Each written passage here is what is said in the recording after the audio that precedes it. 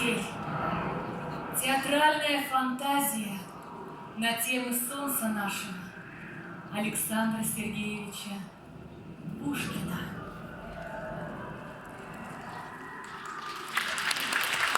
Действие первое.